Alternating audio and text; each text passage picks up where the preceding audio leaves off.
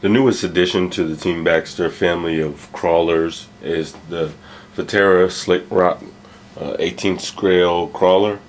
I've been debating on this one for quite a while. It seemed very similar to the Losi Mini Rock Crawler Pro that I have.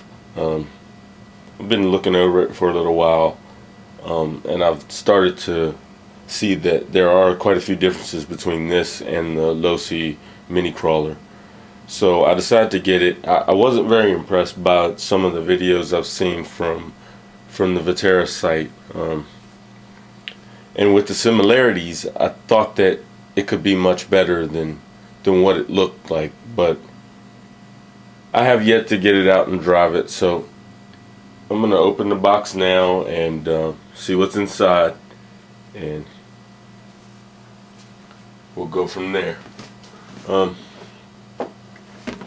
Just from the box, it's, you know, it's a regular crawler. You could go through all. It's a waterproof crawler. It's got ready to run. Oil-filled shocks. The regular crawler stuff. It has Spectrum electronics in it. Dynamite ESC, dynamite motor. Standard Horizon Hobby fare. Not too much more than that. It seems to have a unique servo on it, a short servo from Spectrum. I don't have any prior experience with Spectrum servos, so that's going to be something new for me. I'll give you a nice little sneak peek as soon as you pop the pack open.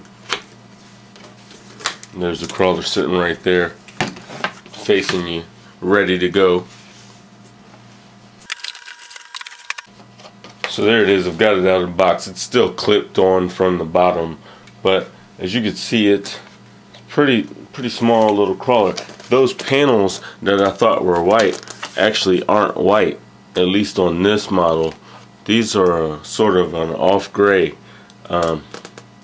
I like these panels a lot more than the shiny white that I saw. I'm not too big of a fan of all the stickers, but those panels look real nice. The wheels are a little stiff there. There's a little bit of tightness in those wheels, but I'll check that out later.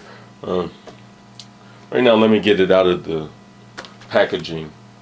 We'll talk about it a little more.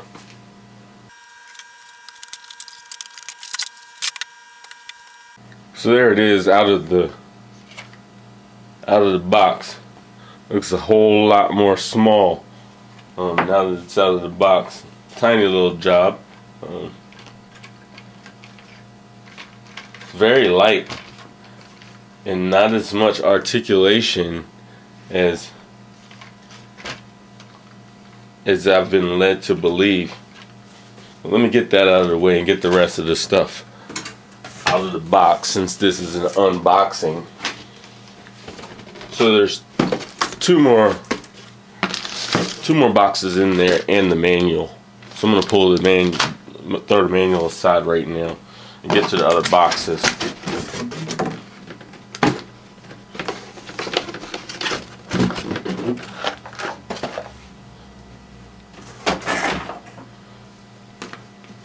So I'm going to open the bigger box right now, because that's obviously the receiver.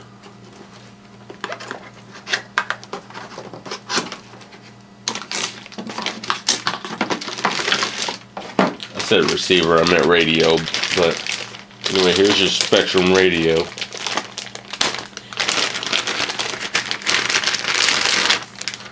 A DX2E. With AVC. Don't know why I need that on the crawler. Probably don't. Probably just a general feature. I wonder if they're going to start including that in all of the radios. But yeah, typical Spectrum radios, same ergonomics, same feel as my DX3, DX2. No screen, plasticky wheel. Seems like the trigger's a little bit more loose. I personally probably won't be using this. I'll use it for my test run and until I bind up my DX2, DX3, whichever one I put it on. Not that it's a bad radio. This is basically the same radio I have with the screen. I just like the unified one radio for all my trucks. Well, for a lot of my trucks. So that's the radio. In the smaller box,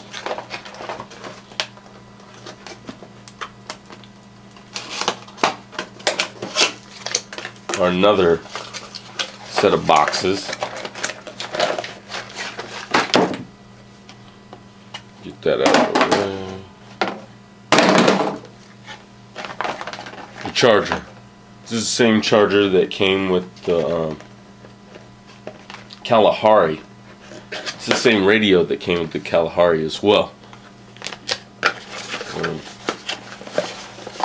Little dynamite charger. This one has EC3 connectors on there. I actually use these when I'm on vacation. I take these instead of taking my larger chargers. I take those, and they fit, you know, they're small, they fit in a bag, and they charge not quickly. I don't drive my whole time while on vacation, but still nice to have. 4 batteries. You know, I've received these batteries before with the Spectrum radio, and they last forever. Those are pretty good batteries. It just occurred to me, I still have the stock batteries in one of my other radios. They give you a bind plug, some shock extenders, 1 screw for some reason, and a little hex wrench. And that's it for the smaller box. In the manual bag,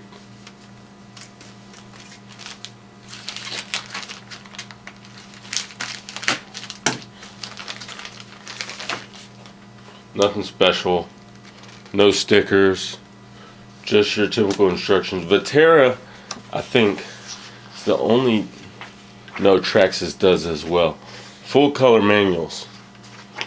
Now, don't see that often when I'm building the kits and all. Not that that makes any bit of difference, but it's nice, you know, to have a full color manual. Some little warning sheet that I'm not going to read, but if you are a new RC owner, you should probably read. The battery, 6-cell battery.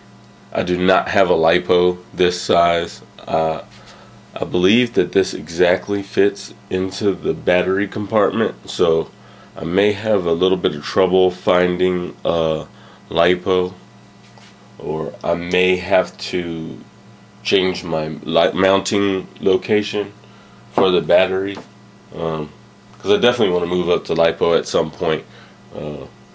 Not that these batteries are bad, but extended run time is the main thing for me. I can get an hour out of a LiPo, and I know I probably won't get an hour out of this. More like 20-30 minutes or so. But anyway, that's what's in the box. Next, I'll take a look at the truck and see what I think of it right off.